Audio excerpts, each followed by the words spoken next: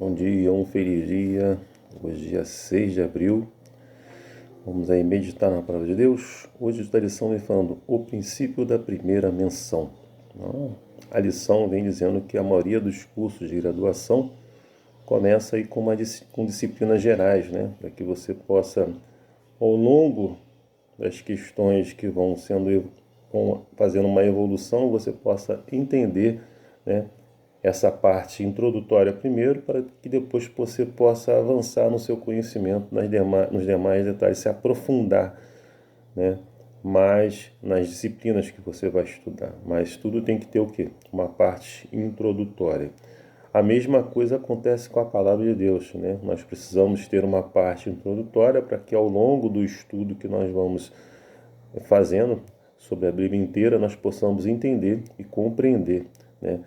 Então, é necessário que você leia o livro de Gênesis, né, com parte introdutória, para que você possa, ao longo, né, da Bíblia, lendo a Bíblia, você possa entender e compreender, porque muitas coisas que vão ser citadas nessa introdução, você vai aplicá-las lá na frente também, principalmente nos livros proféticos, como o Apocalipse, entendeu? Então, de modo geral, na primeira vez que um conceito ou um símbolo, né, é mencionado na Bíblia, especialmente nos capítulos iniciais aí de Gênesis, descobrimos que esse texto nos dá a compreensão geral de tal conceito e que nos ajuda a entender como ele é usado, né, em outras passagens da palavra de Deus, né? Então, estudiosos aí se referem a esse tipo de situação como uma lei da primeira menção, embora seja mais apropriado aí chamado de princípio ou padrão, não é isso? Em vez de lei. Porque nem sempre se aplica, existe também exceções à regra, né? Então, no estudo geral aí da Bíblia, mais especificamente das profecias, Deus transmite a verdade gradualmente, ou seja, progressivamente, ao longo da história, começando aí com um conceito básico, né? E ampliando aí ao longo dos anos ou séculos, né?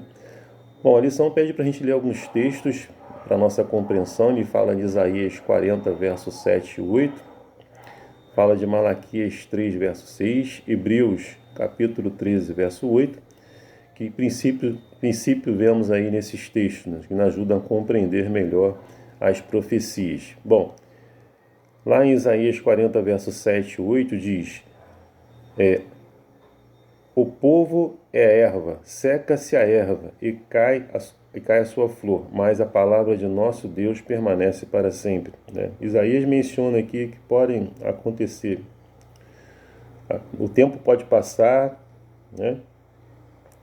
Pode haver morte, o povo pode morrer, as pessoas podem morrer, as coisas podem acontecer, mas a palavra de nosso Deus permanece para sempre. Então ele está dizendo que a palavra é o quê? É a verdade, permanece para sempre. Então tudo que está contido dentro da palavra de Deus é a verdade, né? E ela não muda, não é isso?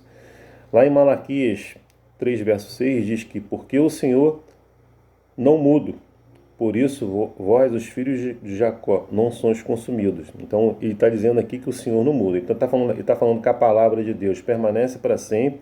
Ele está dizendo que o Senhor não muda, lá em Malaquias. E lá em Hebreus 13, verso 8, diz que Jesus Cristo, ontem e hoje, é o mesmo e o será para sempre. Então nós vemos que a palavra de Deus, né, não muda, ela permanece para sempre, não é isso? Então, hoje, grande parte da sociedade prefere falar prefere falar sobre credibilidade, em vez de falar da verdade, não é isso? Pois muitos acreditam que essa verdade é algo subjetivo, né?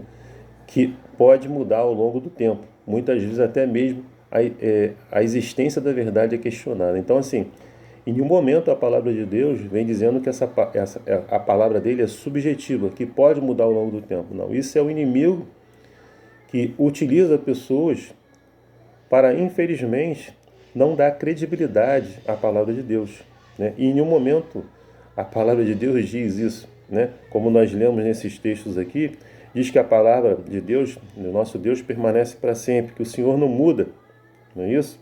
Ele é o mesmo ontem, hoje e o será para sempre, como diz em Hebreus 13, verso 8. Então,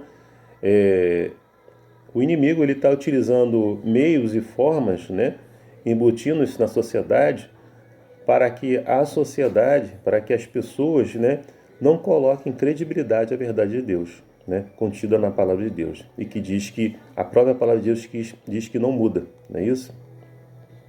Então Deus estabelece a verdade, como nós vimos aqui, ele não muda de ideia, uma vez que ele começa a ensinar a verdade.